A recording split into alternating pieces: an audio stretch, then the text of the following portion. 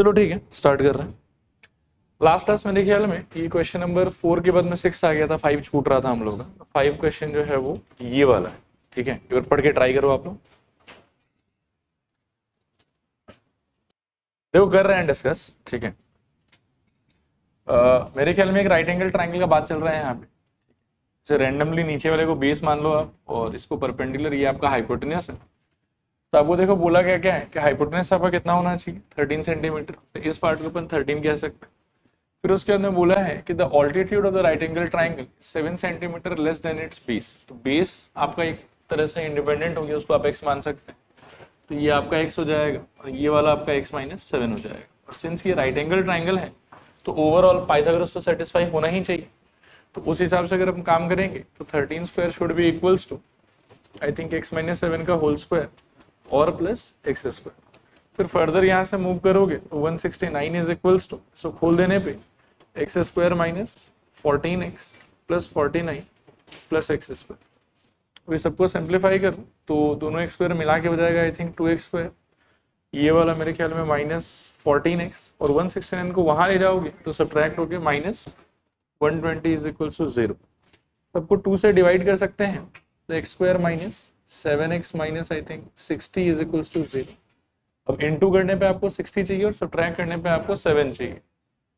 हाँ मतलब 12 माइनस 5 से आ जाएगा शायद से। तो एक्स स्क्वायर माइनस, कल मैंने कहा था कि देखो ये चीज को ढंग से फॉलो कर, माइनस 60 इक्वल्स टू 0 होल देने पे एक्स स्क्वायर माइनस 12x और plus 5x minus 60 is equals to 0। पहले दो पार्ट में से अगर आप चाहो तो आई थिंक x कॉमन ले सकते हो और अंदर बचेगा फिर आपके पास में यहाँ से x माइनस 12। बाकी दो पार्ट में से आई थिंक आप प्लस 5 कॉमन ले सकते हो, अंदर बचेगा आपके पास में x minus 12, this is equals to 0, ठीक है। ऐसा कुछ आएगा। फिर दोनों में से फर्दर आप कॉमन ले सकते हो आई थिंक x माइनस 12, अंदर बचेगा आपके पास में x plus 5 is equals to 0। यहाँ से सॉल्व करने पे x इक्वल्स टू ये तो 12 और ये फिर x इक्वल्स टू माइनस 5।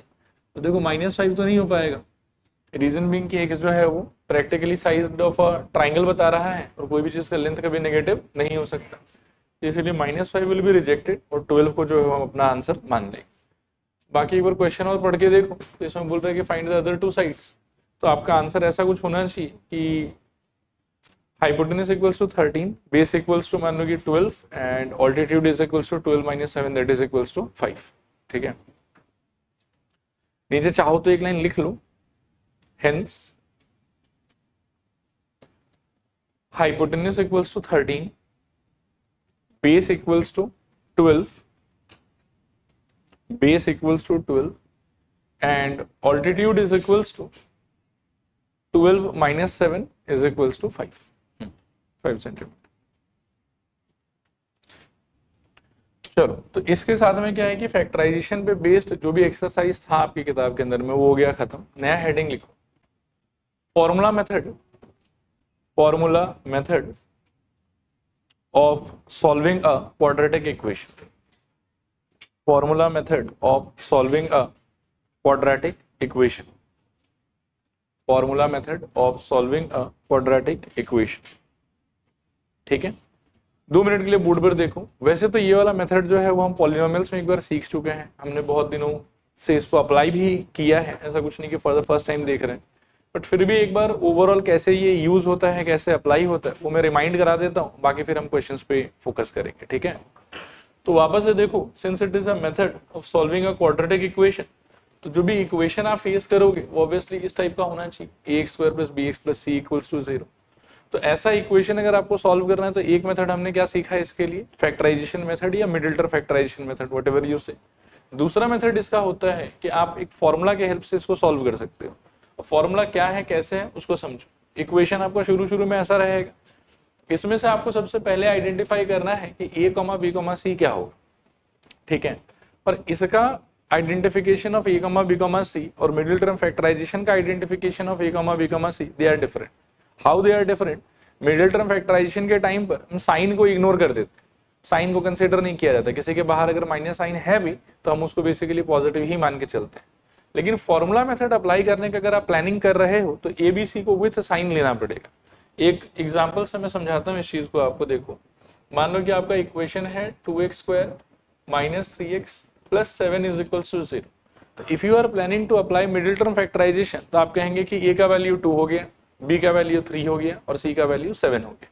लेकिन अगर आपको फॉर्मूला मेथड अप्लाई करना है तो आप कहेंगे कि a का वैल्यू 2 हो गया, b का वैल्यू -3 हो गया और c का वैल्यू 7 हो गया। ये एक फंडामेंटल डिफरेंस है दोनों के बीच में। ये फॉर्मूला मेथड के टाइम पर आपको A B C with sign लेना है और फैक्टराइजेशन के टाइम पर विदाउट साइन लेना है। तो पहला बात होगी।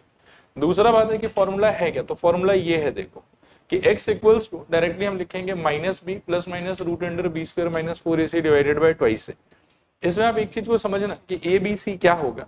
a का मतलब होगा x स्क्वायर के बगल में लिखा हुआ नंबर, b का मतलब होगा x के बगल में लिखा हुआ नंबर और c का मतलब होगा कि फ्री फ्रॉम x जो भी नंबर लिखा हुआ है जिसके साथ x है ही नहीं उस नंबर को हम कहेंगे c।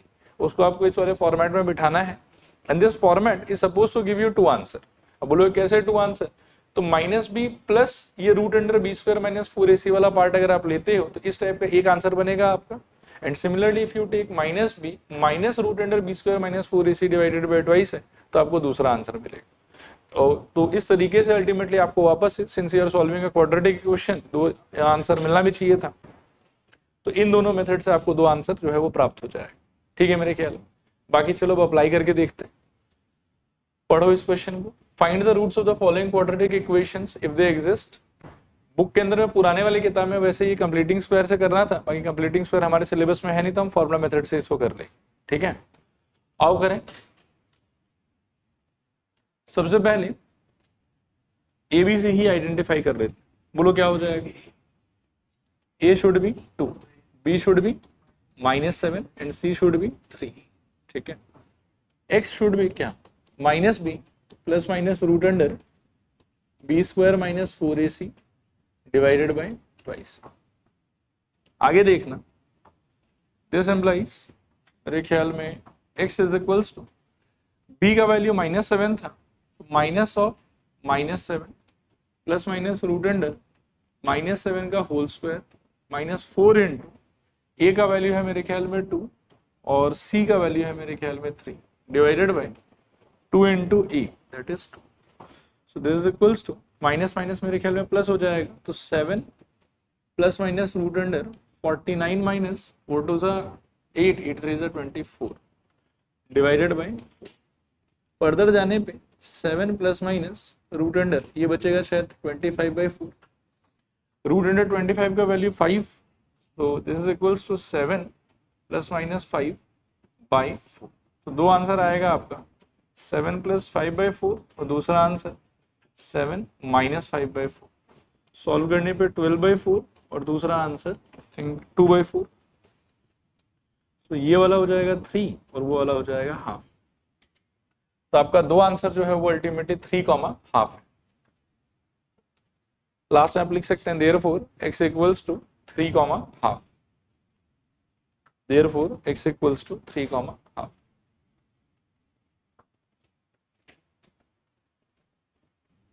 चलो आगे बढ़ रहे हैं यहां से।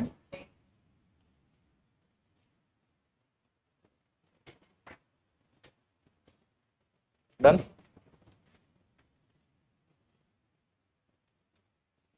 देखो इसको देखो, A बताओ क्या है यहाँ पे 2, B बताओ 1 और C बताओ -4।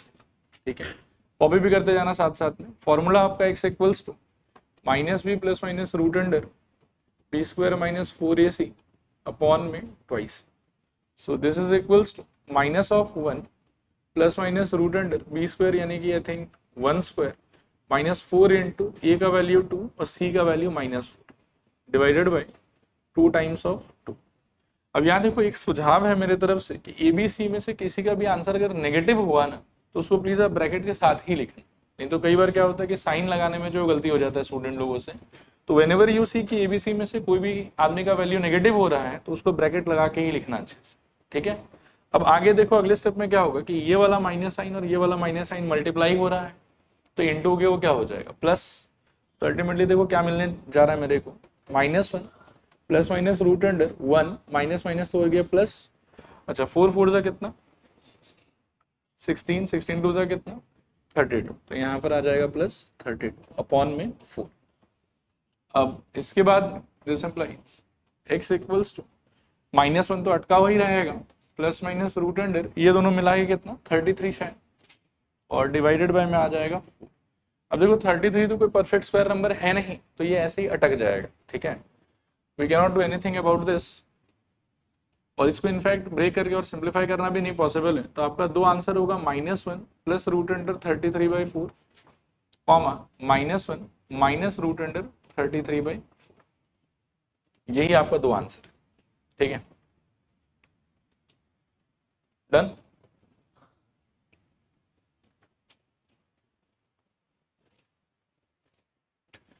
अच्छा आगे बढ़ रहे हैं, देखो इसको देखो, एबीसी आइडेंटिफाई करो पहले, 4 बी कितना हो जाएगा 4√3, कॉपी भी फटाफट करते रहना, c equals to 3, so x equals to यहाँ पर -b plus minus root under b² minus 4ac upon में twice, so x equals to minus of 4√3 plus minus root over कितना b² ना, तो 4√3 का मेरे ख्याल में होल स्क्वायर और बोल माइनस 4 इंटू ए का वैल्यू 4 और सी का वैल्यू 3, कोई नेगेटिव नहीं है इसलिए ब्रैकेट यूज नहीं कर रहा। नीचे क्या आ जाएगा बताओ, हाँ बुक में अलग है क्या,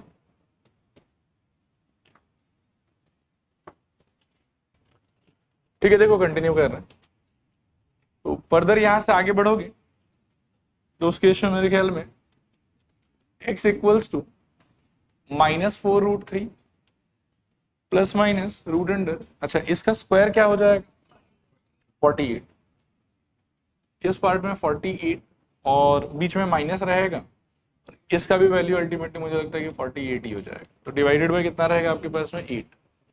अब यहाँ से x इक्वल्स टू देखो -4√3 प्लस माइनस इसका वैल्यू तो 0 हो जाएगा बाई 8, तो यहाँ से भी एक्चुअली आपको लगेगा कि अब 0 ही हो गया तो छोड़ देते हैं, एक ही आंसर आएगा, बट क्वाड्रेटिक है तो आंसर तो देखो 2 आना चाहिए, तो +0/8 एक आंसर, और -4√3 -0/8 ये हो गया आपका दूसरा आंसर।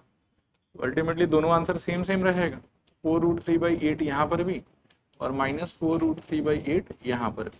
सिंप्लीफाई करने पे I think x equals to ये वाला हो जाएगा -√3/2 और ये वाला भी हो जाएगा -√3/2, दोनों में से ये 4 और ये 8 कैंसिल हो जाएगा, यहाँ पर इट विल बी 2 ऊपर 1,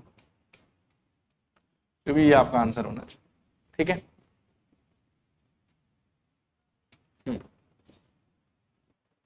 बढ़ रहे हैं आगे, फिर यहां से देखो इसको ट्राई करो, a का वैल्यू 2, b का वैल्यू 1, c का value 4, so x equals to -b plus minus root under b² minus 4ac divided by twice, so x equals to मेरे ख्याल में -1 प्लस माइनस रूट अंडर 1 का square minus 4 into 2 into 4 whole thing divided by 2 into 2।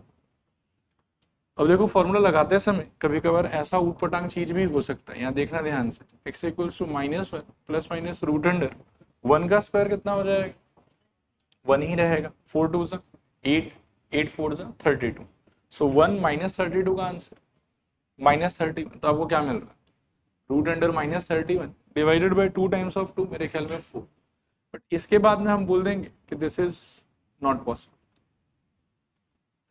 बोलो क्यों, root के अंदर में negative अगर आ गया तो वो हम लोगों के लिए नॉट डिफाइंड चीज होता है, कभी भी किसी नेगेटिव नंबर के ऊपर में रूट हम नहीं लगा सकते, उसका कोई आंसर हमारे हिसाब से तो नहीं एग्जिस्ट करता है।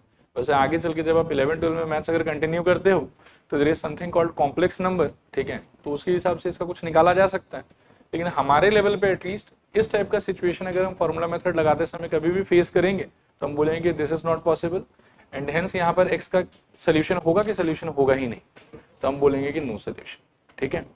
नीचे लिख दो it has no solution, it has no solution. अच्छा ये नॉट पॉसिबल क्यों लिखा, फिर से एक बार प्रिसाइजली बताओ। ये पार्ट ठीक ही है, ये पार्ट ठीक ही है, रूट वाला पार्ट में गड़बड़ है, रूट वाला पार्ट के अंदर में नेगेटिव नहीं आ सकता, ठीक है मेरे ख्याल। चलो इसमें हम बोल देंगे कि therefore it has no solution.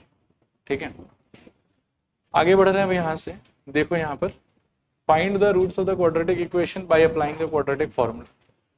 देखो इसमें क्या है कि बुक के हिसाब से ये क्वेश्चन था कि find the roots of the following quadratic equation if they exist by method of completing square, जिसको हमने किससे सॉल्व कर लिया, फॉर्मूला से। और आगे जो क्वेश्चन नंबर 2 है ना, उसमें भी एग्जैक्टली इतना ही 4 पार्ट ही है और वो चारों पार्ट सेम ही है। ये क्वेश्चन हम शायद कर चुके हैं, ये वाला भी कर चुके हैं, ये भी कर चुके हैं, ये भी हो गया है और ये भी हो गया, सेम चारों क्वेश्चन है। इस बार किससे सॉल्व करना था, क्वाड्रेटिक फॉर्मूला से। तो हमने तो पिछले 4 को भी क्वाड्रेटिक फॉर्मूला से ही सॉल्व किया, तो इस पार्ट को वी आर स्किपिंग। नेक्स्ट आप देखो इस, ठीक है ना, मैं फिर से रिपीट कर दूं। देखो कि इसका जो पार्ट 1 2 3 4 हमने सॉल्व किया, दे आर एग्जैक्टली सेम। यहाँ पर इट वाज मेंशन्ड कि किससे कर रहे हैं, कंप्लीटिंग स्क्वायर से, but that is not part of our syllabus. So हमने इसको किससे किया, फॉर्मूला से। तो अगले 4 को हम स्किप कर सकते हैं, दे आर सेम क्वेश्चंस। और इस बार बोला है कि फॉर्मूला से ही सॉल्व कर। बाकी अब जा रहे हैं हम लोग क्वेश्चन नंबर 3 की तरफ, स्टार्ट करो। Find the roots of the following equation. 2 minute ध्यान से सुनना, इस बार थोड़ा लैंग्वेज को देखो आप। पिछले बार क्या लैंग्वेज था, find the roots of the quadratic equation by applying the quadratic formula. मतलब पहले से बोला हुआ कि इक्वेशन कैसा इक्वेशन रहेगा, क्वाड्रेटिक इक्वेशन। लेकिन क्वेश्चन नंबर 3 में अगर आप नोटिस करोगे तो इसमें क्वाड्रेटिक इक्वेशन बोल के मेंशन्ड नहीं है। जैसे बोल रहा है कि बस इक्वेशन है, चलो आप सॉल्व करो इसको। उसका रीजन ये है कि शुरू में जो इस इक्वेशन का फॉर्मेट आपको दिखाई दे रहा है ना, इसको देख के आपको क्वाड्रेटिक का फील ही नहीं आएगा। एक्स स्क्वायर का टर्म तो है ही नहीं इसके अंदर, आया बात समझ। लेकिन जैसे ही आप इसके अंदर में बेसिक सिंप्लीफिकेशन करोगे थोड़ा मोड़ा, तो उसके बाद में आपको दिख जाएगा अच्छा ये क्वाड्रेटिक में कन्वर्ट हो गया, और वहां से फिर जो क्वाड्रेटिक इक्वेशन का आइडिया है उससे आपको सॉल्व करना है। नेक्स्ट इंपॉर्टेंट चीज कि इस लैंग्वेज में आप देखो कि फैक्टराइजेशन या फॉर्मूला मेथड में से किसी का भी नाम नहीं लिया हुआ। जैसे पिछले बार वाले में इन पर्टिकुलर बोला हुआ था कि नहीं फॉर्मूला मेथड ही लगाना है। ठीक है, ये क्वेश्चन नंबर 1 में आप देखोगे तो बोला हुआ था कि भाई कंप्लीटिंग स्क्वायर ही लगाना है। ठीक है ना, इन क्वेश्चन नंबर 3 के अंदर में एज सच कोई मतलब स्पेशल डिमांड नहीं है कि हमको यही वाला चाहिए कि हमको वही वाला चाहिए। तो यहाँ पर क्या है कि हमको फ्रीडम है मेथड चूज करने का। हम पहले इक्वेशन को सिंप्लीफाई करेंगे, फिर हमको जो मेथड अप्रोप्रिएट लगेगा उस मेथड से हम आगे बढ़ जाएंगे। क्लियर मेरे ख्याल। आइए सॉल्व करें इसको। तो पहले सिंप्लीफिकेशन के नाम पर आप लोगों को क्या करना चाहिए बताओ, एलसीएम लेना चाहिए। कितना आ जाएगा, एक्स ऊपर क्या मिलेगा बताओ, x square minus 1 equals to कितना 3। सिंप्लीफाई करने पे I think x square minus 1 equals to 3x। 3x को लेफ्ट में ले आओ तो x square minus 3x minus 1 equals to 0। ठीक है मेरे ख्याल।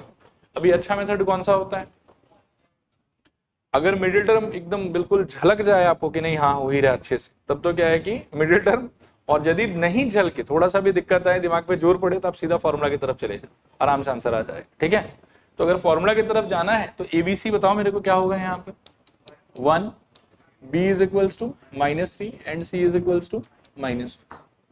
ठीक है ना, फिर से एक बार रिमाइंड करा दूं, फॉर्मूला में एबीसी का मतलब है विद साइन, फैक्टराइजेशन में एबीसी का मतलब है विदाउट साइन, इस चीज का ध्यान रखें। अच्छा, नाउ x इक्वल्स टू क्या होना चाहिए था, -b plus minus root under b square minus 4ac upon में ट्वाइस है।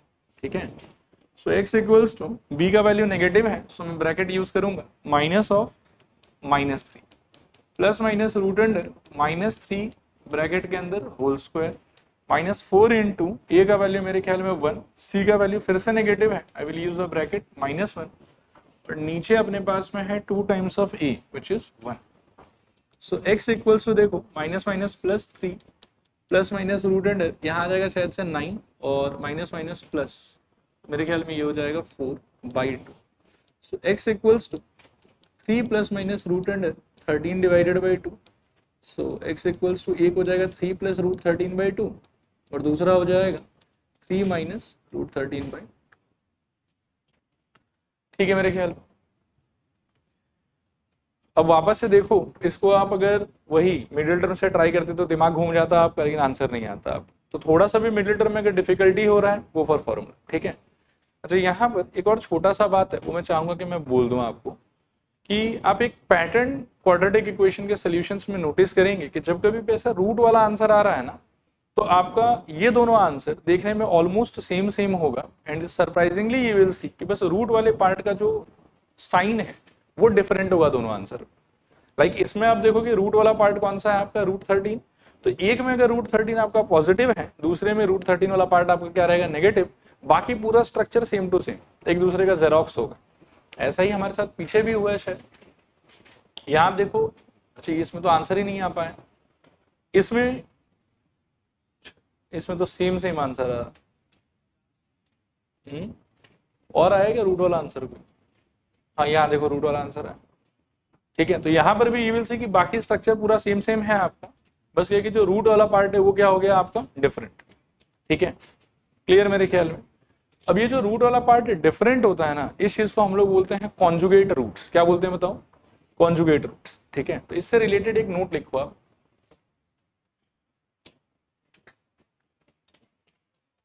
ऐसे लिख लो इसको, इफ ए, ये ए नहीं ऐसा करो, P plus root under Q, P plus root under Q is a root of a quadratic equation, is a root of quadratic equation, then its other root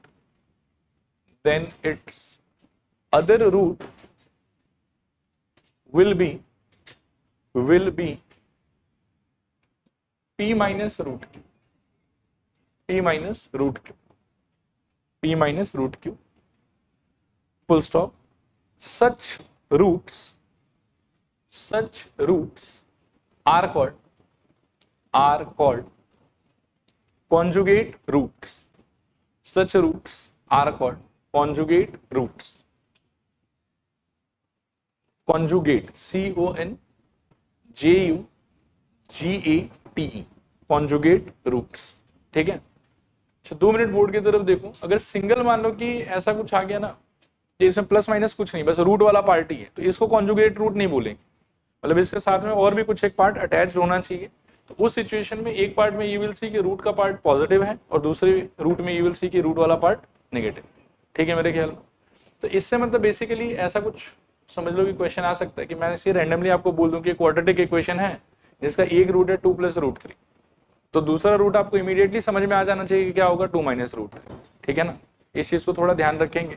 लेकिन अगर मैं बोलूं कि एक क्वाड्रेटिक इक्वेशन है जिसका एक रूट है √5, दूसरा रूट क्या होगा, तो यहां आप श्योरली नहीं बोल सकते कि -√5 होगा।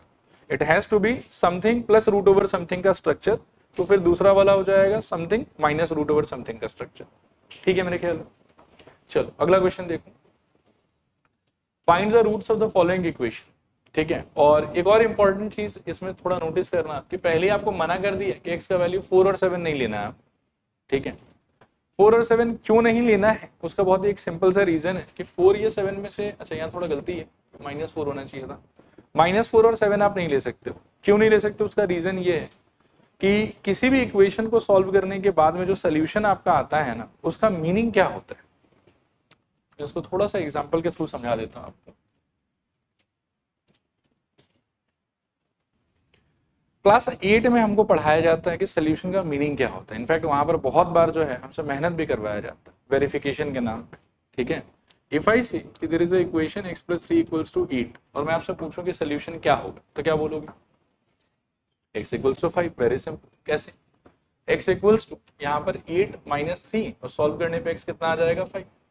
ठीक है, लेकिन अगर मैं आपको बोलूं कि प्रूफ करके दिखाओ कि 5 ही इसका सोल्यूशन है, then what can you do? So you will say कि सर ठीक है, आपको नहीं विश्वास है मेरे पे, कोई बात नहीं, आइए हम LHS RHS को अलग अलग से एक्सप्लोर करें बाय पुटिंग x = 5। तो LHS में क्या आएगा आपके पास में 5 + 3, जिसको सॉल्व करके कितना मिलेगा आपको 8, और यहाँ पर ऑलरेडी कितना पड़ा हुआ है 8। So what we can see is कि x को 5 बिठाने से मेरा LHS का और RHS का आंसर सेम हो गया, and this is the proof कि x = 5 इसका सोल्यूशन। आया बात समझ? तो सोल्यूशन का जो ये बेसिक आइडिया है ना, ये आइडिया हर जगह एप्लीकेबल होता है कि सोल्यूशन का काम ये है, पर्पस ये है कि उसको इक्वेशन में बिठाने के बाद में LHS का आंसर और RHS का आंसर सेम हो जाना चाहिए। This is the basic use of solution, ये बेसिक मीनिंग ऑफ सोल्यूशन। समझ में आ रहा है? अब मान लो कि आपका इक्वेशन जो है वो थोड़ा कॉम्प्लिकेटेड है, इस टाइप का है देखने। मान लो कि आपने इसको पूरा सॉल्व किया LCM लेके एकदम मस्त मेहनत करके, और सॉल्व करने के बाद में you got your answer as let's say 7। ठीक है, एंड आपको लग रहा है कि हाँ 7 मेरा आंसर हो जाना चाहिए, लेकिन 7 आपका आंसर होने के लिए क्या होना पड़ेगा वो सोचो। कि 7 को इस इक्वेशन में बिठाने के बाद में LHS का आंसर और RHS का आंसर क्या होना चाहिए, same. But the problem is कि इक्वेशन का जैसा स्ट्रक्चर है ना, इसमें 7 बिठाने से you will be facing 1 divided by 0, and किसी भी फ्रैक्शन के डिनोमिनेटर में अगर 0 आ गया तो उसको फर्दर सॉल्व कर सकते हो कि वो अटक जाएगा, वहां पे वो अटक जाएगा। तो मतलब बेसिकली ये हुआ कि पूरा मेहनत करके भी अगर 7 मेरा आंसर आया है, it still cannot become solution, क्योंकि 7 कैनॉट सेटिस्फाई द इक्वेशन। 7 के लिए LHS इक्वल्स टू RHS नहीं मिलेगा मेरे को। आया लॉजिक समझ में क्या कह रहा हूं? तो इस टाइप का जब भी ऊट पटांग स्ट्रक्चर होता है ना, तो कभी कभी ये लोग मेंशन करके देता है, कभी कभी ये लोग मेंशन नहीं करता। But you have to be careful कि हमारा जो आंसर होगा that should have the capacity to satisfy the initial equation. मैं एक और एग्जांपल दूंगा आपको। जैसे मान लो कि आप पहला इक्वेशन देखो जो हमने सॉल्व करा, इसमें भी चलो किस्मत से इन लोगों ने बोल दिया कि x is not equals to 0। क्यों बोल दिया x is not equals to 0? क्योंकि बिठाया अगर तो फिर सेटिस्फाई होगा ही नहीं ना। आया बात समझ? और किस्मत भी अच्छा था कि सॉल्व करके हमको 0 तो नहीं मिला, कुछ और ही मिल रहा है। लेकिन इनकेस अगर सॉल्व करने के बाद में आंसर 0 आया रहता तो भी हमने उसको रिजेक्ट कर दिया होता। ठीक है, सिमिलरली इसमें भी ये वाला पार्ट बोला हुआ रहे चाहे बोला हुआ ना रहे, you have to be careful कि इस टाइप का कुछ अगर ऊट पटांग इक्वेशन आप सॉल्व कर रहे हो तो लास्ट में जो आपका आंसर आएगा वो ऐसा होना चाहिए जिसको एक्चुअली सेटिस्फाई कर सके। वो ऐसा नहीं होना चाहिए कि जिसको इसके LHS में या RHS में बिठाने के बाद में कुछ 1/0 का फॉर्मेट या नॉट डिफाइंड का फॉर्मेट आ जाए। आया लॉजिक समझ? तो ये वाला पार्ट चाहे दिया हुआ हो चाहे ये वाला पार्ट ना दिया हुआ हो, इस बात को हमेशा आपको दिमाग में लेके चलना। ठीक है, और यहाँ पर 4 होना चाहिए था कि -4 होना चाहिए था? कैसे पता चल रहा है हमको कि -4 ही होना चाहिए था? क्योंकि -4 पे ही ये वाला प्रॉब्लम क्रिएट करेगा। Got it? चलो बाकी तो मेहनत करना। आ जाओ, एलसीएम क्या हो जाएगा बोलो? x + 4 × x - 7। ऊपर क्या आएगा बताओ? x - 7, यहाँ पर minus of x + 4 is equal to कितना? 11/30। कॉपी भी करते जाना। खोल देने पे मेरे ख्याल में x - 7 - x - 4 अपॉन में मेरे ख्याल में इसको इंटू करोगे। मैं थोड़ा सिंप्लीफाई करके लिख रहा हूँ, आप करके देख लेना इसको। x² - 3x - 28 बचेगा अल्टीमेटली। This is equal to 11/30। मैंने एक स्टेप थोड़ा कम लिखा है, 9 का एक आइडेंटिटी है वो यूज कर लिए। x गया यहाँ से, सॉल्व करने पे ऊपर मेरे ख्याल में आ जाएगा -11 और नीचे आ जाएगा वही x² - 3x - 28 is equals to 11/30। अब यहाँ से 11 और ये -11 गया, -1 बचेगा। क्रॉस मल्टीप्लाई कर लो तो इस तरफ -30, उस तरफ शायद से x² - 3x - 28। -30 को वहां स्विच करो तो 0 equals to I think x² - 3x + 2 बचेगा। फिर स्वैप कर लो इसको तो x² - 3x + 2 इक्वल्स टू 0। देखो यहाँ तक सबका सेम सेम आ रहा है। ठीक है, ये वाला अभी सोचो मिडिल टर्म इमेजिन हो रहा है, इसमें तो लग रहा है कि हाँ हो रहा है। इंटू करने पे 2 चाहिए और ऐड करने पे क्या चाहिए? 3, तो 2 + 1 कर सकते हैं। ठीक है, तो खोल देने पे देखो क्या होगा? x² minus it should become 2 + 1 × x + 2 equals to 0। अगले स्टेप में x² - 2x - x + 2 equals to 0। Common लेने पे x कॉमन तो x - 2, यहाँ से -1 कॉमन तो फिर से x - 2 इक्वल्स टू 0। फर्दर आगे बढ़ने पे मेरे को मिलेगा दोनों में से x - 2 common into x - 1 equals to 0। अब यहाँ से x इक्वल्स टू ये तो 2 हो जाएगा और ये फिर 1 हो जाएगा। लकीली इस टाइप का कोई आंसर मेरे पास में नहीं आया। ठीक है, तो मेरा दोनों आंसर एक्सेप्टेबल। ठीक, इसके बाद में देखो आपके दिमाग में एक और थॉट आ सकता है घर के अंदर कि सर शुरू में पढ़ाते समय तो आप बार बार बोल रहे थे कि क्वाड्रेटिक है तो 2 आंसर आना चाहिए, क्वाड्रेटिक है तो 2 आंसर आना चाहिए, और यही चूरन फकवा के आपने मतलब यहाँ पर भी 2 आंसर क्रिएट कर दिया जबरदस्ती का। मतलब +0 आ रहा था, हम तो एक ही छोड़ सकते थे। लेकिन सही बात है, क्वाड्रेटिक सॉल्व करे थे तो 2 आंसर आना ही चाहिए। लेकिन अगर सपोज करो कि ऐसा होता है कि मान लो कि यहाँ पे सॉल्व करने के बाद में 2 आंसर आता है, जिसमें से एक आंसर मान लो कि 7 होता है और एक आंसर सपोज करो कि 3 होता है, तो 7 तो रिजेक्ट हो जाएगा, 3 ही आंसर बचेगा। तो फिर आपके दिमाग में ये थॉट आएगा कि सर फिर आपका बात तो वैलिड नहीं हुआ ना कि क्वाड्रेटिक सॉल्व किया 2 आंसर तो नहीं आया, एक ही आंसर आया। तो उसका एक एक्सप्लेनेशन मैं आपको देता हूं। देखो कि इसके पहले जो इक्वेशंस आप कर रहे थे ना, वो शुरू से ही देखने में क्वाड्रेटिक था। आया बात समझ? मतलब पहले से x² प्रेजेंट है उसके अंदर। लेकिन क्वेश्चन नंबर 3 का फर्स्ट पार्ट और क्वेश्चन नंबर 3 का सेकंड पार्ट, ये दोनों देखने में शुरू से क्वाड्रेटिक नहीं है। ये दोनों शुरू से कुछ अलग ही चीज था। सिंप्लीफाई करने के बाद क्वाड्रेटिक बना। तो ऐसे सिचुएशंस में वो नियम एप्लीकेबल नहीं है कि दो आंसर आना ही चाहिए। अगर शुरू से ही स्टेप नंबर 1 से ही your equation is a quadratic equation, then it is mandatory कि you are suppose to get 2 answers. लेकिन शुरू में अगर इक्वेशन का फॉर्मेट थोड़ा अलग है, सिंप्लीफाई करने के बाद में इट इज बिकमिंग क्वाड्रेटिक, तो इन दो situations it is not necessary कि दो आंसर आपको मिल ही जाएगा। मिल भी सकता है, नहीं भी मिल सकता है। जैसे वैसे तो मिल ही रहे हैं यहाँ पे, but it might be possible कि दो आंसर यहाँ पर ना आए, तो उसको लेके कंफ्यूज मत होना। क्वाड्रेटिक में दो आना चाहिए, लेकिन ये इसके लिए एप्लीकेबल है जो शुरू से ही स्टेप नंबर 1 से ही क्वाड्रेटिक रहेगा। ये तो स्टेप नंबर 1 से क्वाड्रेटिक नहीं था, तो इसमें एक आंसर भी आ सकता है और दो आंसर भी आ सकता है। ठीक है मेरे ख्याल में? ओके, इसके अंदर फिर से वर्ड प्रॉब्लम्स है, चलिए कोशिश कीजिए पहले आप लोग। देखिए फिर से एज से रिलेटेड थोड़ा सा कुछ बात आ रहा है। ये कह रहा है कि sum of reciprocals of Rahman's ages in years 3 years ago and 5 years from now is 1/3, find his present age. तो जो चीज आपको फाइंड करना है उसको एक्स मान के बिगिन कर लिखो, let the present age be x. अभी देखो दो कहानी है, एक 3 साल पहले का है और एक 5 साल बाद का है, ठीक है ना। तो 3 साल पहले उसका एज कितना हो गया होगा, अगर आज एक्स है तो एक्स माइनस 3। 5 साल बाद उसका एज कितना रहे, एक्स प्लस 5। तो सिंपल, और इन दोनों का आपको क्या लेना है, रेसिप्रोकल। तो रेसिप्रोकल का मीनिंग क्या हो जाएगा सोचो, सीधा ही लिखते हैं, मतलब ज्यादा इसमें मेंशन नहीं करेंगे कुछ। According to question 1/what x minus 3 plus what 1/x plus 5 should be equals to what 1/3। ठीक है, आओ एलसीएम खेलें। नीचे x minus 3 into x plus 5 और ऊपर क्या आ जाएगा बताओ, x plus 5 plus x minus 3 is equals to 1/3। देखो एक शॉर्टकट समझा रहा हूं इसको, लेकिन क्या है कि बहुत प्रैक्टिस के बाद ही यूज करना। घर पे अगर प्रैक्टिस का टाइम ना मिले तो फिर आप लॉन्ग कट ही लगाना, शॉर्टकट मत लगाना, गलती हो जाएगा नहीं। क्लास 9 में ये एक आइडेंटिटी पढ़ाया जाता है, x plus a into x plus b is equals to, देखो एक्स का स्क्वायर, यहाँ पे टेक्निकली प्लस ही होना चाहिए। ब्रैकेट के अंदर में आएगा आपके पास में इन दोनों नंबर का सम ए प्लस बी इंटू एक्स, और प्लस आएगा इन दोनों नंबर का प्रोडक्ट ए बी।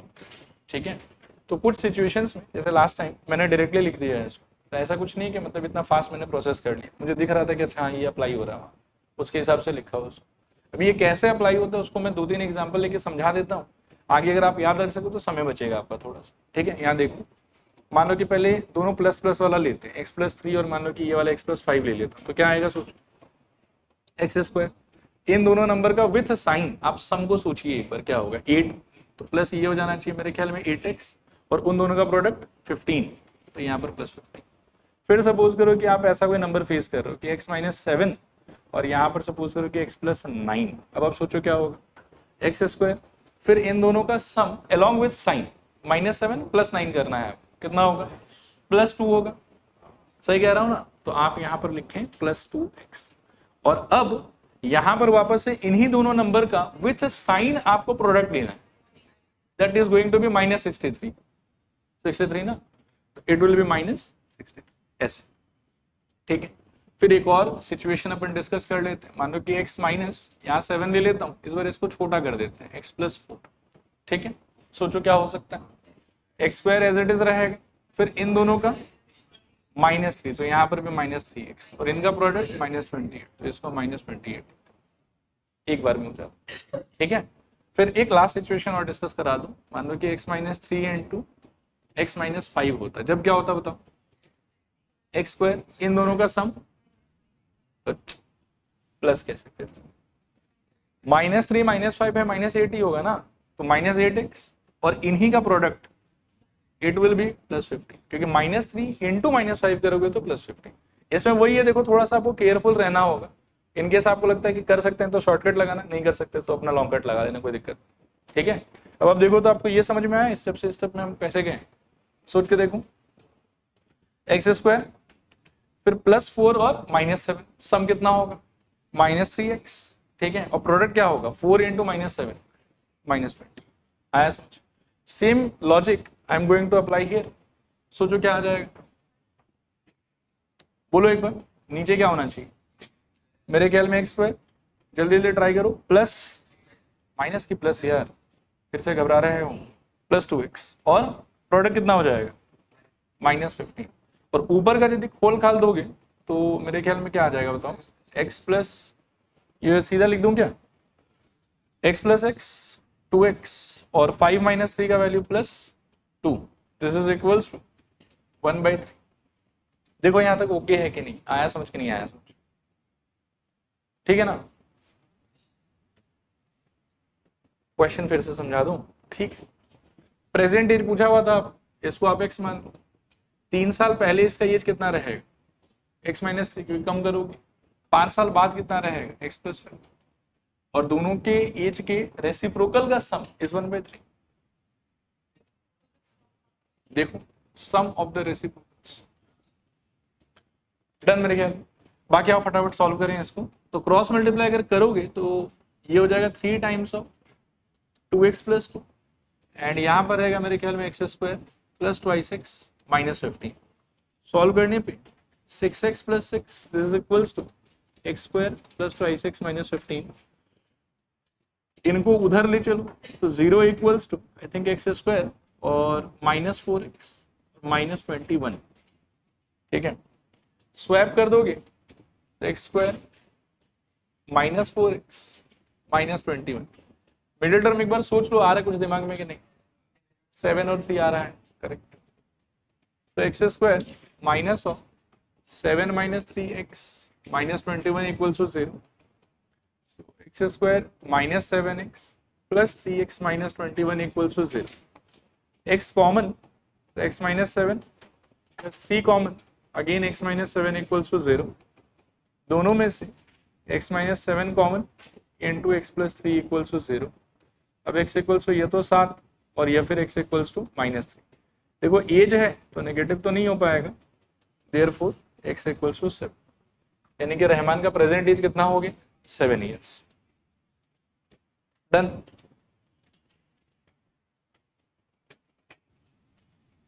देखो नेक्स्ट क्वेश्चन पढ़ो,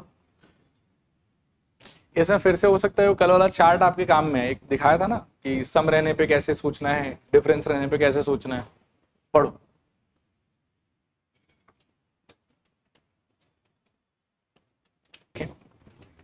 देखिए पहले लाइन में क्या बोला हुआ है, in a class test sum of Shefali's marks in mathematics and English is 30। इसका क्या मतलब है कि मैथ्स में जितना मिला और इंग्लिश में जितना मिला उन दोनों को जोड़ने से कितना आ रहा है, 30।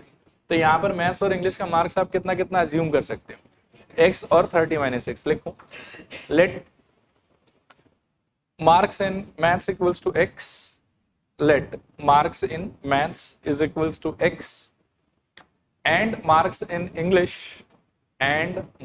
English equals to 30 minus x। ये तो शुरू का बात है। फिर उसके बाद में देखो क्या बोल रहा है कि had she got 2 marks more in maths, मतलब मैथ्स में +2 करना है, and 3 marks less in English, तो इंग्लिश में से -3 करना है। उस सिचुएशन में product of the marks would have been how much, 210। ठीक है, तो लिखो न्यू मार्क्स, इसको अंडरलाइन कर दो, न्यू मार्क्स। ठीक है, नीचे लिखो मैथ्स इक्वल्स टू कितना हो जाना चाहिए, x प्लस 2। ठीक है, maths equals to x plus 2 और English equals to 30 minus x minus 3। Solve करने पे हो जाएगा 27 माइनस एक्स, सॉल्व करने पे 27 माइनस एक्स। और क्वेश्चन क्या बोल रहा है, ये जो नया वाला मार्क्स है ना उनका प्रोडक्ट कितना आएगा, 210। तो x प्लस 2 इंटू मेरे ख्याल में 27 minus x is equals to 210। अब देखो यहाँ शॉर्टकट मत लगाना क्योंकि स्ट्रक्चर वैसा नहीं है, इट वुड बी बेटर कि आप मैनुअली अगर कर लो इसको। सोचो क्या होगा, 27x minus x square plus मेरे ख्याल में 54 और माइनस 2x इक्वल्स टू 210। फिर 27 माइनस 2x तो 25x माइनस एक्स स्क्वायर, 54 को एक बार वहां भेज दो तो जाके सब्ट्रैक्ट ही होगा वो, तो कितना बचेगा बताओ, 160, 4 और कम 156 ना। ठीक है, सबको वहां ले चलो तो 0 equals to x square minus 25x plus 156। Swap कर लो दोनों को, तो x square minus 25x plus 156 equals to 0। अब सोचो मिडिल टर्म अगर आ रहा तो आ रहा, नहीं तो फिर फॉर्मूला लगाएंगे 12 और 13। बढ़िया, so this implies x square minus 12x minus 13x plus 156 equals to 0। Common लेने पे x माइनस 12 यहाँ पे और यहाँ से 13 कॉमन लेने पे again x minus 12 equals to 0। This implies दोनों में से x माइनस 12 खींच लो, बचेगा x माइनस 13 इक्वल्स टू 0। अब यहाँ से x इक्वल्स टू ये तो 12 और या फिर x इक्वल्स टू 13। ठीक है, इसके नीचे लिखो therefore marks in English is equals to, हमारा जो शुरू का एजम्पशन था वो क्या था, मैथ्स में x और इंग्लिश में 30 माइनस एक्स। तो लिखो marks in English equals to 30 minus 12 और 30 minus 13। So this is equals to मेरे ख्याल में 18 या फिर 17, 18 और 17। तो हमारा जो फाइनल आंसर होगा उसको लिखना ध्यान से, 12,18 और 13,17, ये दोनों ही पॉसिबिलिटी। ठीक है, आगे बढ़ रहे हैं फिर यहां से। अगला क्वेश्चन देखो, पढ़ो फटाफट। अब करते हैं डिस्कस। ये कह रहा है कि the diagonal of a rectangular field is 60 metres more than its shorter side if the longer side is 30 metres more than the shorter side, find the sides of the field. तो बहुत ही बेकार सा question है। मान लो कि इस type का कोई रेक्टेंगल है आपके पास और ये सपोज करो कि उसका डायगोनल हो जाता है ऐसा। अब आप लैंग्वेज को थोड़ा सा समझो कि लैंग्वेज में कौन इंडिपेंडेंट है, जो किसी पे भी डिपेंड नहीं कर रहा। शॉर्टर साइड किसी पे भी डिपेंड नहीं कर रहा, तो छोटे वाले को आप रैंडमली पकड़ लो x। अब डायगोनल का क्या लिंकेज है शॉर्टर साइड के साथ, it is 60 metres more than the shorter side, right. Diagonal के बारे में बोला हुआ, तो डायगोनल आपका कितना हो जाएगा, x प्लस 60, ये 60 प्लस 6 वॉट एवर यू से। फिर जो लॉन्गर साइड है आपका वो कितना हो जाएगा, उससे 30 ज्यादा हो जाएगा, ये हो जाएगा मेरे ख्याल में x प्लस 30। ठीक है, और ये वाला एंगल कितना हो जाएगा 90 डिग्री। उस हिसाब से फिर पाइथागोरस अप्लाई हो जाना चाहिए। ठीक है, लगाओ। आप ऐसे लिख दो, let the shorter side be, let the shorter side be x, let the shorter side be x, नीचे लिखो therefore diagonal equals to, therefore diagonal is equals to 60 plus x, ये x plus 60 और longer side is equals to x plus 30, longer side is equals to x plus 30। ठीक है, नीचे लिखो now according to question आपको मिलेगा x plus 60 का whole square is equals to x square plus x plus 30 का whole square. Whole देने पे यहाँ से आएगा शायद से x square plus 120 x plus 3600 equals to x square plus एक और एक्स स्क्वायर प्लस 60x और प्लस मेरे ख्याल में 900। ठीक है ना, ये गलत हो रहा है कुछ, ठीक ही लग रहा है। एक एक्स स्क्वायर दोनों साइड से कट जाएगा शायद, तो बचे हुए को उधर ही स्विच कर लो आप। तो मेरे ख्याल में एक्स स्क्वायर 60 माइनस 120, मेरे ख्याल में माइनस 60x और 900 माइनस 3600, मेरे ख्याल में कितना minus 2700। This is equals to 0। अब इंटू करने पे 2700 और सब्ट्रैक्ट करने पे 60, 90 और 30 शायद नहीं, एक्स स्क्वायर माइनस यहाँ पर आ जाएगा 90 minus 30 x minus 2700, this is equals to 0. This implies x square minus 90x plus 30x minus 2700 equals to 0. x common ले लो तो x minus 90 plus 30 कॉमन ले लो तो x minus 90 is equals to 0. आगे दोनों में से x minus 90 कॉमन ले लो, यहाँ बचेगा शायद से x minus 30. So x equals to ये तो 90 आएगा और ये फिर x इक्वल्स टू 30 आएगा। बाकी देखो कोई रिजेक्ट तो नहीं होगा शायद। अच्छा प्लस 30 है, सॉल्व करने पे ये वाला माइनस 30 होता है। ठीक है, ये वाला नॉट पॉसिबल, फिर x इक्वल्स टू देयरफॉर अपना कितना आ गया 90। नीचे लिखो hence shorter side equals to 90,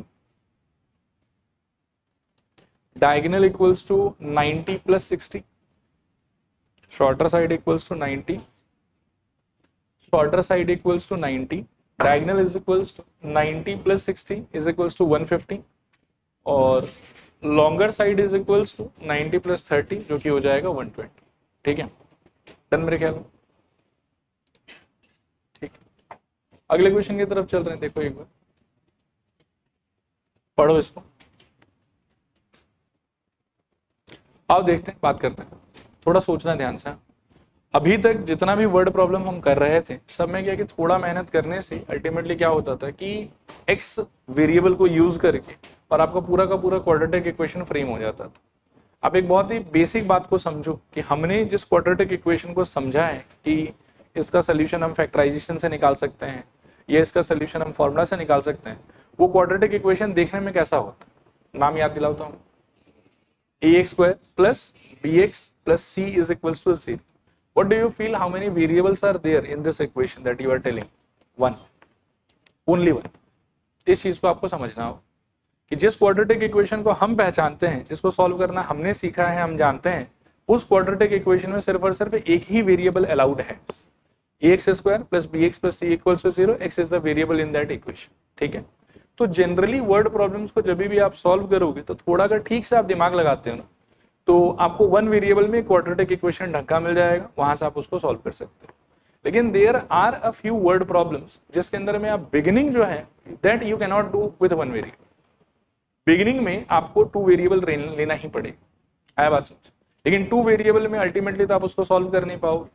तो ऐसा होगा, देखो कि शुरू में इक्वेशन को क्रिएट करने के लिए हम दो वेरिएबल से स्टार्ट जरूर करेंगे, लेकिन फिर सब्स्टिट्यूशन वगैरह लगा होगा कि हम अल्टीमेटली उसको वन वेरिएबल में कन्वर्ट करेंगे और जब वो वन वेरिएबल में कन्वर्ट हो जाएगा तो वहां से फिर हम आइदर फैक्टराइजेशन मेथड या फिर सपोज करो कि फॉर्मूला मेथड लगा के उसको फर्दर सॉल्व कर लेंगे। लेकिन बिगिनिंग आपका हो सकता है कि लैंग्वेज बहुत कॉम्प्लिकेटेड रहने से आपको टू वेरिएबल में बिगिन करना पड़े, and this is one of those questions जिसमें बिगिनिंग आपको टू वेरिएबल में करना ही पड़ेगा, वन वेरिएबल में आप बिगिन नहीं कर सकते। ठीक है, अब देखो क्वेश्चन क्या है। क्वेश्चन कह रहा है कि the difference of square of two numbers is 180। ठीक है, तो आप पहला ही लाइन ये लिखो कि let the two numbers be, can the numbers be same? No, it has to be different. लिखो let the numbers be x, y, let the numbers be x, y। अच्छा, अभी दो नंबर का डिफरेंस अगर मान लो कि आपको 180 बताया हुआ है तो एक और क्वेश्चन अराइज होता है कि वो दोनों नंबर एक तो सेम नहीं हो सकता, एंड ऑब्वियसली इन दोनों में किसी एक को बड़ा होना पड़ेगा और किसी एक को क्या होना पड़ेगा, छोटा होना पड़ेगा। क्लियर है? तो ये चीज भी आप बिगिनिंग में ही क्लियर कर लो खुद के अजम्पशन में ही कि let the numbers be x, y, and ये भी लिखो कि we are assuming x is greater than y, x बड़ा है हमारे लिए और y हमारे लिए क्या है, छोटा है। ठीक है, और सिंस आपके स्क्वायर का डिफरेंस 180 है which is a kind of positive number, तो इसका मतलब क्या हुआ होगा, बड़ा नंबर का स्क्वायर माइनस छोटा नंबर का स्क्वायर इक्वल्स टू 180, या छोटा नंबर का स्क्वायर माइनस बड़ा नंबर का स्क्वायर इक्वल्स टू 180। कौन सा होना चाहिए? बड़ा नंबर का स्क्वायर माइनस छोटा नंबर का स्क्वायर इज इक्वल्स टू 180। तो यहां से बहुत ही लॉजिकली वी कैन राइट, नीचे लिखो therefore x square minus y square is equals to 180। ये हो गया पहला बात। ठीक है, लेकिन क्या इस इक्वेशन को सॉल्व कर सकते हो? नहीं, इस इक्वेशन में क्या प्रॉब्लम, दो वेरिएबल, ये प्रॉब्लम, इसीलिए ये नहीं सॉल्व। ठीक है, आगे पढ़ो, क्वेश्चन में क्या बोल रहा हूं, the square of smaller number, कौन है स्मॉलर नंबर, y, तो उसका स्क्वायर का मतलब क्या होगा, y स्क्वायर। ठीक है, is 8 times the larger number. 8 times का इंटरप्रिटेशन क्या है, 8 इंटू करना है। ठीक है, अगर 8 टाइम्स की जगह बोला रहता कि 8 मोर देन, तो क्या इंटरप्रिटेशन होता कि प्लस करना होता। 8 लेस देन, क्या इंटरप्रिटेशन होता, माइनस करना होता। लेकिन यहां पर तो 8 टाइम्स बोला है ना, तो क्या करोगे, मल्टीप्लाई करोगे। तो छोटा वाला नंबर का स्क्वायर यानी कि y का square is 8 times the larger number. Larger number कौन है इन दोनों में, x, तो 8 टाइम्स लार्जर नंबर का क्या मतलब होगा, 8x। तो y स्क्वायर का वैल्यू किसके इक्वल होना चाहिए, 8x। ये सेकेंड लाइन का इंटरप्रिटेशन। ठीक है, लिखो again y square is equals to कितना, 8x। ये आया समझ के नहीं आया समझ, आ गया। ठीक है, इसको मार्क कर लो आप equation number 2, y square is equals to 8x, ये हो जाएगा आपका इक्वेशन नंबर 2। अब लिखो यूजिंग 2 in 1, यूजिंग 2 in 1 क्या मिलेगा बताओ, x square minus 8x is equals to 180, और फिर यहां से x square minus 8x minus 180 equals to 0। अब एक बार सोच लो कि मिडिल टर्म दिख रहा है कि नहीं, हमको तो दिख रहा, 18 और 10 हो जाएगा शायद, ठीक है। तो आओ, सो यहां से एक्स स्क्वायर माइनस मेरे ख्याल में 18 माइनस 10 कर लेते हैं पहले, माइनस 180, सिंप्लीफाई करने पे शायद x square minus 18x plus 10x minus 180 is equals to 0। This implies x common, x minus 18 plus 10 common, I think again x minus 18 equals to 0। अब यहां से x minus 18 into x plus 10 is equals to 0। This implies x equals to या तो 18 आएगा और या फिर x equals to minus 10 आएगा। डन यहां तक पक्का। अब इसमें से एक को मैं रिजेक्ट करना चाहता हूं, किसको, क्यों, तो क्या प्रॉब्लम, देखो कभी कभी क्वेश्चन में बोला रहता है कि हमको पॉजिटिव नंबर्स चाहिए, लेकिन इस क्वेश्चन में तो वैसा कोई लैंग्वेज नहीं यूज किया हुआ है, तो क्वेश्चन के हिसाब से तो -10 इज ओके, कोई इशू नहीं। लेकिन जिस टाइप का इक्वेशंस हमने फ्रेम किया है ना, उन इक्वेशंस में यू विल फाइंड कि अब x आ गया आपके पास, फर्दर आपको आगे क्या चाहिए होगा, y भी चाहिए होगा। y को पता करने के लिए आप कौन सा इक्वेशन यूज करोगे, सेकंड वाला यूज कर सकते हो, ठीक है।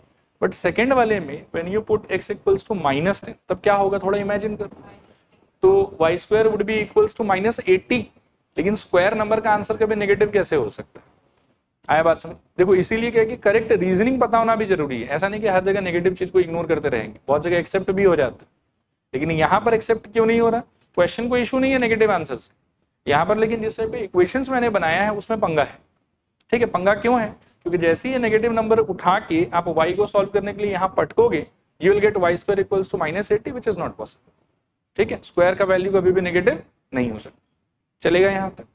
तो लिखो आप ऐसा करो कि x इक्वल्स टू एक 18 है आपके पास में, और दूसरा आपके पास में है x इक्वल्स टू कितना -10, इसमें लिख दो नॉट पॉसिबल, और साइड में ना एक नोट डाल लो आप, ताकि आपको याद रहे कि क्यों छोड़ रहे हैं हम इसको। लिखो equation 2 implies y square is equals to 8 times of -10, so y square equals to -80, इसीलिए हम इसको छोड़ दे रहे हैं, ठीक है। तो अल्टीमेटली x इक्वल्स टू कितना है आपका, बोलो,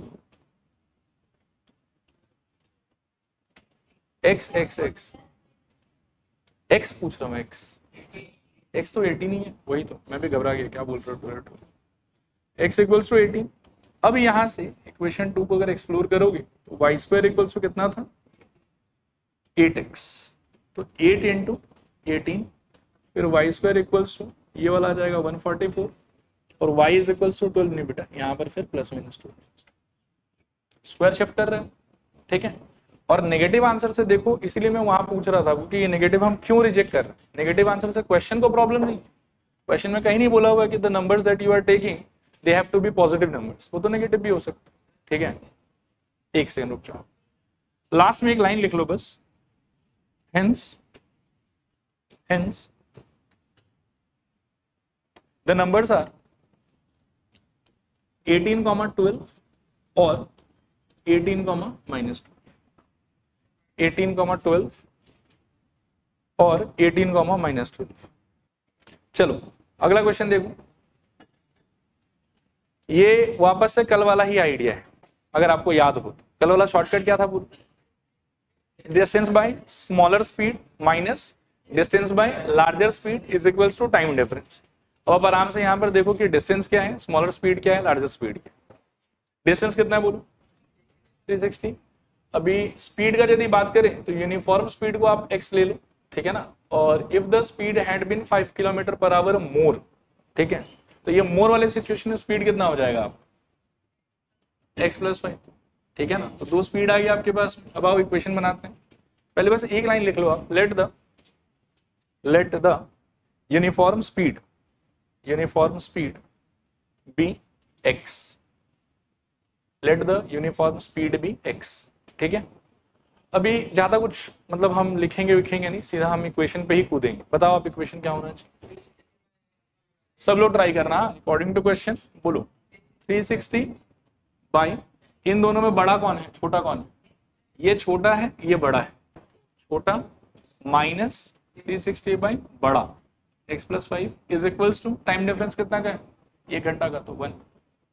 दिस इम्प्लाइज दोनों में से 360 ले लो कॉमन, अंदर बचेगा शायद 1 by x minus 1 by x plus 5 is equals to 1।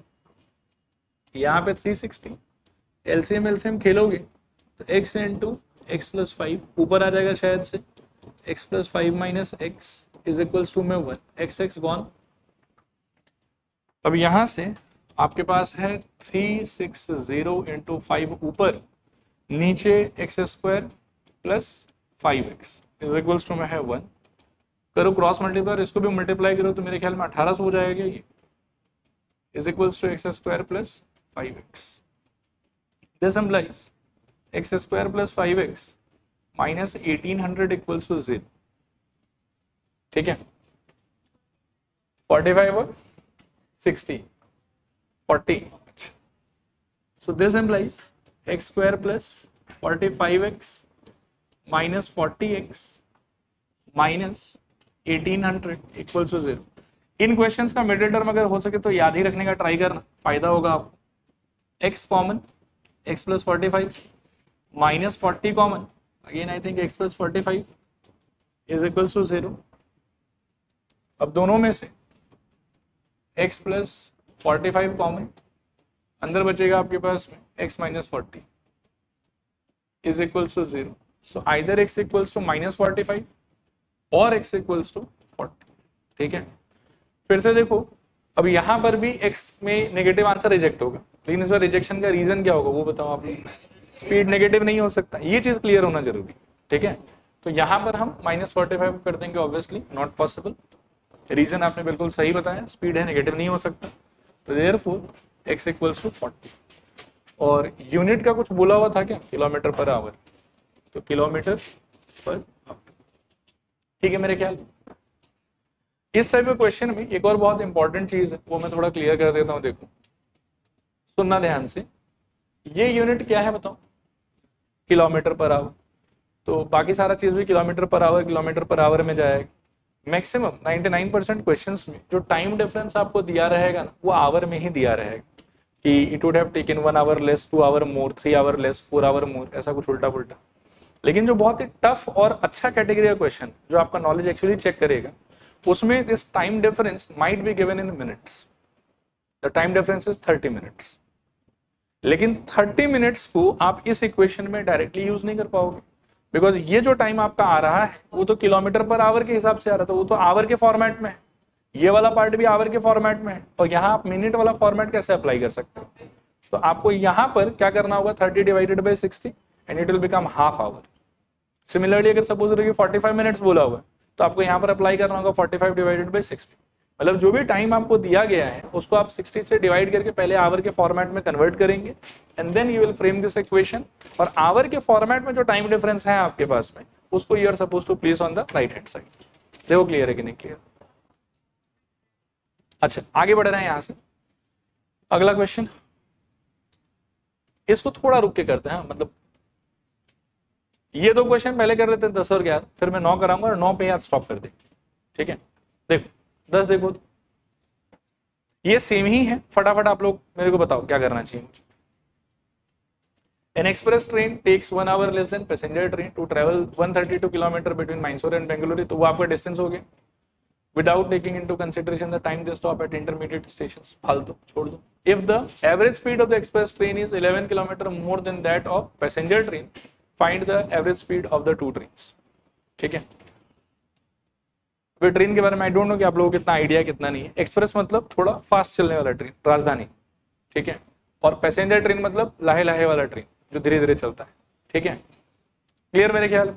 तो पैसेंजर ट्रेन का अच्छा लैंग्वेज के हिसाब से आप सोचो कि कौन किस पे डिपेंडेंट है, ये वाला लाइन पढ़ो। If the average speed of the express train is 11 kilometre more than that of passenger train, passenger independent है और जो एक्सप्रेस है वो पैसेंजर से 11 किलोमीटर पर आवर फास्टर हो, ठीक है। तो पैसेंजर को क्या पकड़ लेंगे, x, और इससे एक्सप्रेस कितना हो जाएगा, x प्लस 11। मिल गया आपको 2 स्पीड, ये छोटा और ये बड़ा वाला। और डिस्टेंस कितना ट्रेवल करना है आप, 132 किलोमीटर। तो बस आपके पास में सारा मसाला है। और टाइम डिफरेंस कितना है, 1 आवर। तो वो 1 आवर टाइम डिफरेंस ही है बेसिकली, ठीक है मेरे ख्याल। लिखिए, लेट द स्पीड ऑफ, कौन सा, एक्सप्रेस की passenger, let the speed of passenger train be x। नीचे लिखो therefore speed of express train is equals to कितना, x प्लस 11। अब चलो अकॉर्डिंग टू क्वेश्चन पे सीधा बात करते हैं। फॉर्मेट एक बार आप रिकॉल कर लो, क्या था, distance by smaller speed, smaller कौन सा है, x, minus distance by larger speed is equals to time difference which is again 1 hour in this case. Solving में अगले पेज पे कर लेता हूँ। 132 by x minus 132 by x plus 11 is equals to 1। So 132 common, correct. अंदर बचेगा 1 by x minus 1 by x plus 11 is equals to, so 132 LCM खेलोगे तो x टाइम्स x प्लस 11 ऊपर आ जाएगा शायद से x plus 11 minus x is equals to 1, x gone.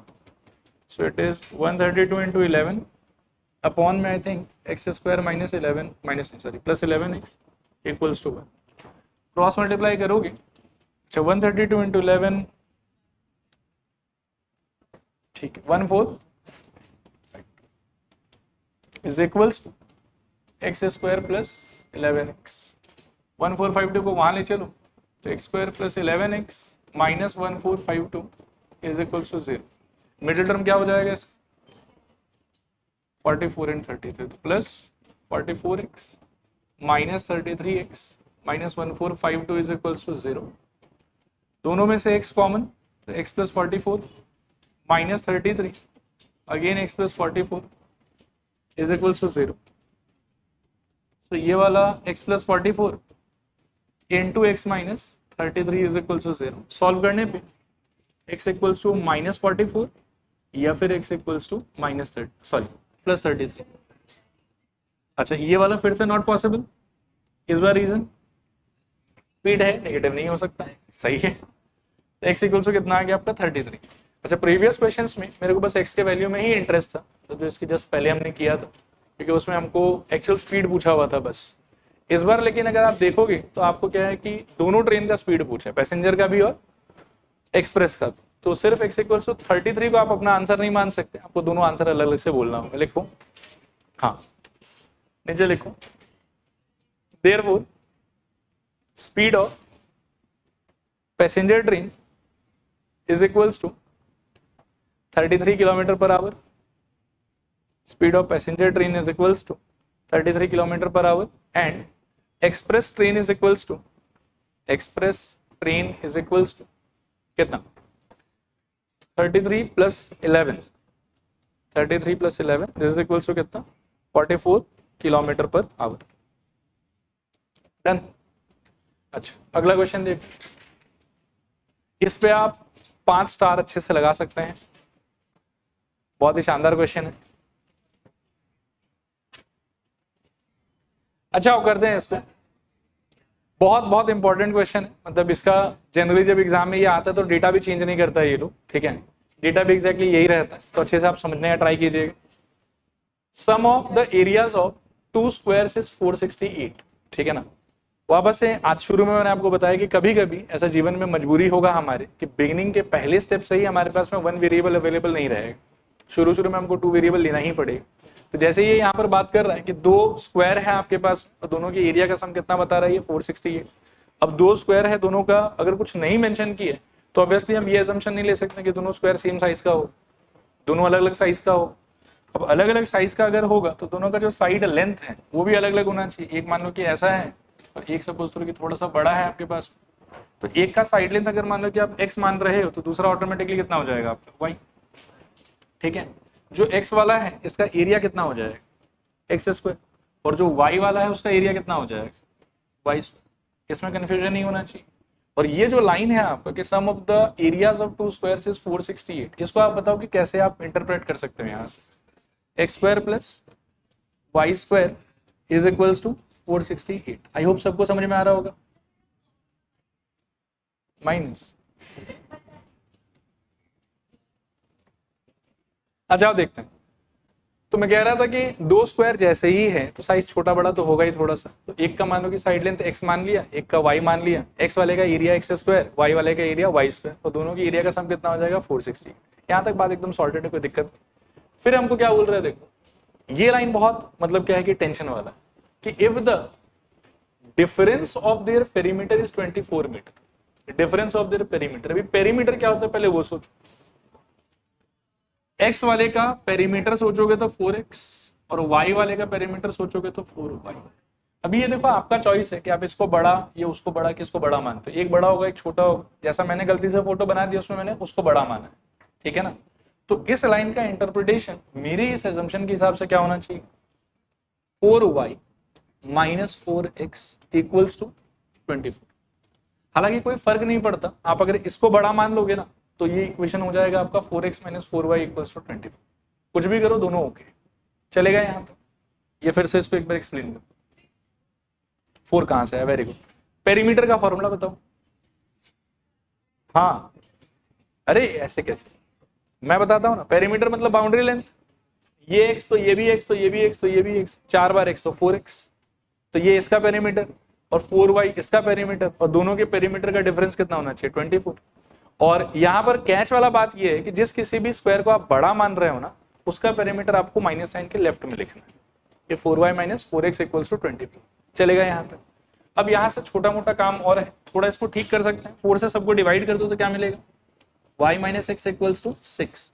ये हो गया आपका इक्वेशन नंबर 2, ठीक है। इक्वेशन तो आ गया, लेकिन अभी भी समस्या है दोनों इक्वेशन के अंदर में कि they are in how many variables, 2 variables. 2 variables में आप उसको सॉल्व नहीं कर पाओगे। तो पहला जॉब है आपका कि 1 वेरिएबल में कन्वर्ट करो। अब 1 वेरिएबल में कन्वर्ट करने के लिए आप सेकंड इक्वेशन में से y निकाल के फर्स्ट इक्वेशन में पटक सकते हो, ठीक है। सेकंड इक्वेशन में y का वैल्यू क्या होगा सोचो। If you shift x on that side तो y equals to 6 plus x या x plus 6 whatever you say, ठीक है। तो देखो क्या हो जाएगा, यूजिंग 2 in 1 आपको मिलेगा, मतलब 2 में मैं दिखा देता हूं यहीं पे कि क्या हो रहा था। y is equals to x plus 6, ठीक है। तो यहां से मिलेगा आपको x square plus x plus 6 का whole square is equals to 468। This implies x square plus 12x plus 36 equals to 468। This implies 2x square plus 12x, इसको यहाँ ले आओ तो कितना हो जाएगा माइनस 432। और किससे डिवाइड कर सकते हो, 2 से। तो x square plus 6x minus मेरे ख्याल में 2 इक्वल टू 0। अब इनटू करने पे 216, हाँ 18 और 2, very good. So this implies x square plus 18x minus 12x minus 216 equal to 0। This implies x plus 18 minus 12 into again x plus 18 is equal to 0। दोनों में से x plus 18 common into x minus 12 equals to 0। अब x equals to ये तो minus 18 और ये फिर x equals to 2। अब x देख लो कि x था क्या, साइड ऑफ अ स्क्वायर, तो नेगेटिव तो नहीं हो सकता, तो नेगेटिव वाला ऑटोमेटिकली नॉट पॉसिबल। यहां से आपके x का आंसर आ गया 12, और इक्वेशन 2 इंप्लाइज y का आंसर कितना हो जाएगा 12 plus 6 that is equals to 18। तो आप लिखो कि hence the sides are 12 kilometre and 18 kilometre, है ना, मजाक कर रहा था, मीटर 12 मीटर एंड 18 मीटर, ठीक है मेरे ख्याल। Done. Hence the sides of the squares are 12 metre and 18 metre, ठीक है। चलो रुक जाते हैं आज, यहाँ पाई वाला भी कल ही करा दूंगा।